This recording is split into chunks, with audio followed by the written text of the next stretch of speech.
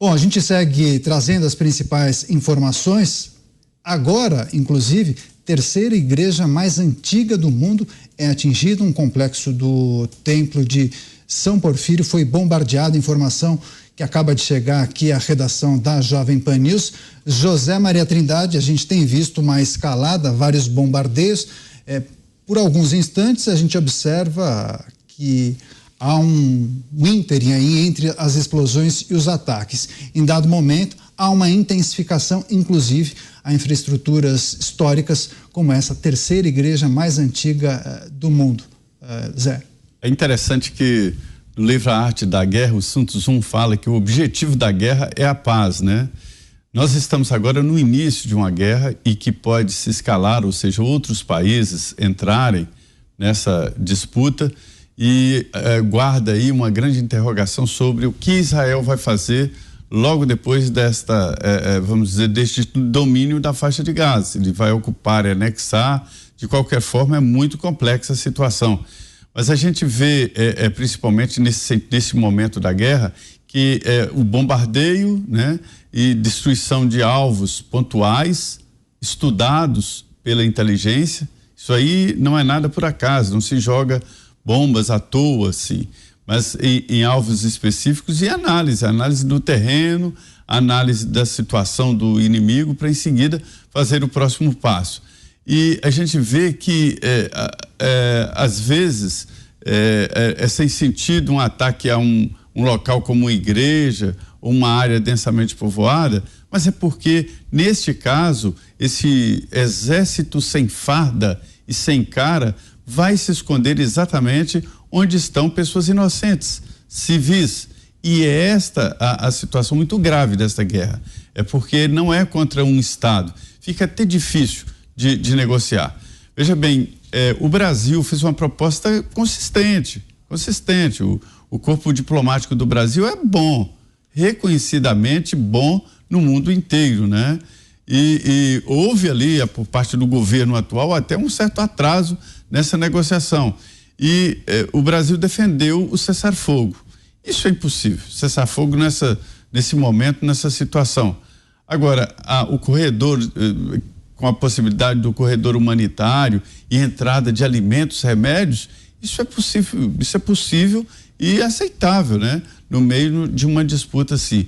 A gente vê, Daniel, que realmente a estratégia é essa de, no primeiro momento, atacar através de artilharia, o que seria o preparo para entrar em seguida com a tropa, com a infantaria. E vai pegar terra arrasada, viu? Não está sobrando pedra sobre pedra ali na faixa de Gaza. Pois é, algumas informações já foram divulgadas por agências internacionais, a produção levantando inclusive mais detalhes, mas o Ministério do Interior do Hamas diz que após essa explosão, pessoas teriam perdido a vida. Essa bomba teria sido lançada por Israel, informação vinda do Hamas, e que essa igreja não fica longe do hospital bombardeado recentemente. Claro que se a gente pega o episódio do hospital, a gente precisa ter um cuidado redobrado, inclusive, com essas informações que são divulgadas por ambos os lados. É preciso aguardar as apurações, são informações preliminares. Agora trata-se de uma infraestrutura religiosa que foi atingida e a gente vai aguardar naturalmente outras informações que estão sendo apuradas pela nossa equipe de produção. Mota, é preciso ter um cuidado redobrado em qualquer tipo de análise e avaliação quando um dos lados acaba divulgando esse tipo de ataque, né? Agora uma igreja foi atingida, segundo o Hamas, há mortos e trata-se de uma infraestrutura religiosa que fica, inclusive, bem próxima àquele hospital que foi bombardeado. Mota. É preciso muito cuidado, Daniel, principalmente porque um dos lados é composto por um grupo terrorista que massacrou quase 2.000 pessoas, que torturou e matou famílias inteiras, que queimou crianças vivas. Então imagine que aqui no Brasil, por exemplo, o governo federal realiza uma operação para prender os líderes de uma facção criminosa que cometeram um crime terrível. Imagine esse cenário. Nessa operação, para prender esses criminosos, ocorrem vítimas, né? Pessoas que estavam ali, mortos e feridos.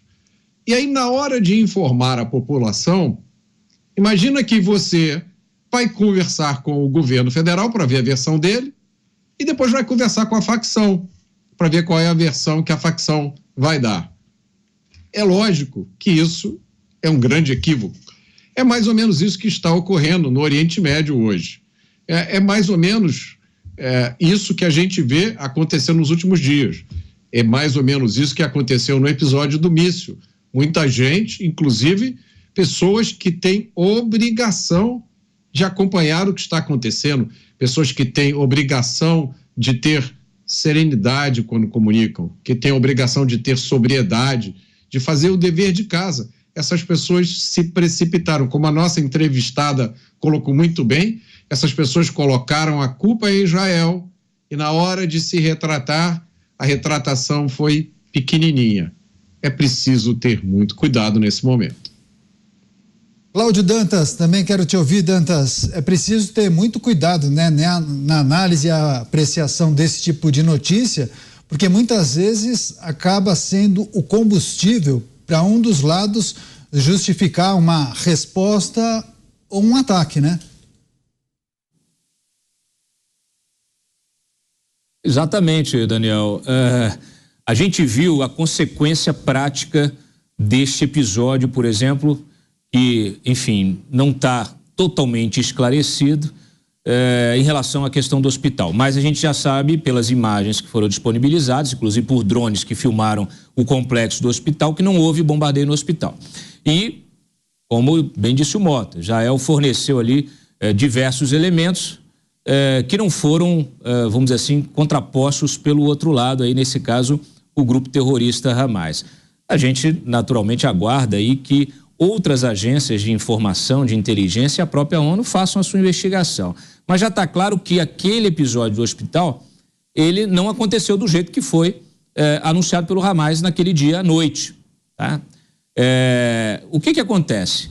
Você teve aquilo ali, disparou, serviu de gatilho para uma série de protestos de rua em vários países. Por quê? Porque você inflamou cidadãos que muitas vezes estavam ali olhando, observando a guerra e tal, de repente um bombardeio no hospital matando gente que estava lá, né, sendo tratada e tal, uma barbaridade, 500 pessoas mortas, aí virou, isso alimentou um ódio e naturalmente em vários países você tem simpatizantes do Hamas, você tem gente que é simpatizante da causa palestina, mas que confunde a causa palestina com a jihad islâmica aí, porque a gente percebe claramente que muita gente acha que o Hamas representa ainda os palestinos, e isso não acontece. E o fato é que você tem esse gatilho, essa informação ou essa desinformação funcionando como um gatilho para protestos em vários países. Quer dizer, isso pode realmente inflamar. A gente já viu acontecer na Primavera Árabe revoluções que muitas delas foram orgânicas e outras foram manipuladas, justamente a partir daquelas que eram orgânicas. E aí, com o uso de redes sociais, né, de todo um aparato tecnológico que impulsiona esse ódio aí, aplicativos de mensagem, etc. E isso faz parte da guerra moderna. Então, que sirva de alerta para os profissionais de imprensa e até os usuários, né? Todos nós hoje usamos redes sociais e aplicativos de mensagem, então que sirva de alerta a todos. Reflita, espere, antes de compartilhar, tente confirmar as fontes, né? Tente confirmar a informação com diferentes fontes, verifique se essas fontes são confiáveis, né? Prefira confiabilidade. Teve dúvida? Não compartilhe. Essa é a melhor sugestão que eu posso dar.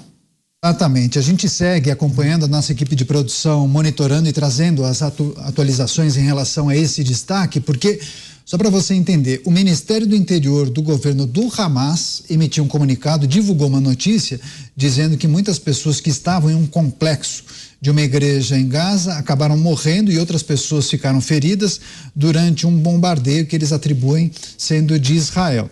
Nesse comunicado, a pasta diz que o bombardeio deixou muitos mortos e feridos nessa igreja greco-ortodoxa de São Porfírio. Testemunhas, segundo esse comunicado, disseram que esse ataque parecia ter como alvo um local próximo ao recinto religioso, porque ele não caiu exatamente na igreja, teria atingido o complexo da igreja. Enfim, o exército de Israel disse que está verificando informações porque foi questionado pelas agências internacionais. A gente segue monitorando esse episódio, inclusive esse complexo da igreja fica na mesma região do hospital que foi bombardeado. José Maria Trindade, trouxemos a informação antes do break comercial dessa acusação. Um dos ministérios do Hamas dizendo que Israel teria bombardeado um complexo religioso em Gaza, inclusive uma das igrejas mais antigas do mundo, o complexo de São Porfírio. Zé, por qual motivo, por qual razão é preciso ter muito cuidado com esse tipo de comunicado e informação que é divulgada pelo Hamas? Pode ser justamente uma informação para justificar um ataque posterior? Seria isso? Exatamente. Haverá um tempo de avaliação de cada um desses episódios, né? Algumas instituições independentes vão fazer levantamento, é fácil ver a trajetória, ver ali detalhes da bomba, né? E do foguete, e descobrir qual foi a autoria da explosão e o que aconteceu, né? Incidentes acontecem também numa guerra, erro de cálculo, erro de pontaria, assim por diante. É bom lembrar, e eu venho falando muito disso aqui, esses bombardeios, eles não são por acaso, e não são aleatoriamente, sai atirando assim, não. Tem que ser precisos, tem que tomar muito cuidado. E neste caso aí, a indicação é de que o alvo era um pouco próximo e pode ter errado. É importante dizer que existem sim informantes na área, existem grupos de inteligência espalhados pela área da faixa de Gaza e que estão orientando lá atrás a artilharia. E é depois da artilharia e depois da informação desse grupo de inteligência é que Israel decidirá o momento de fazer essa entrada via terrestre. Já convocou vários reservistas, o exército está treinando esses reservistas para missões específicas, né? E vem depois exatamente essa invasão por terra.